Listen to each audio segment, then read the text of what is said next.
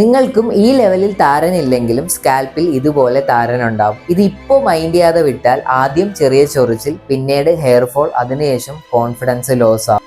അപ്പോഴാണ് ഞാൻ യൂസ് ചെയ്ത് തുടങ്ങിയ പ്രോവെല്ലിൻ്റെ ആൻറ്റി ഡാൻഡ്രഫ് ഹെയർ ഓയിൽ.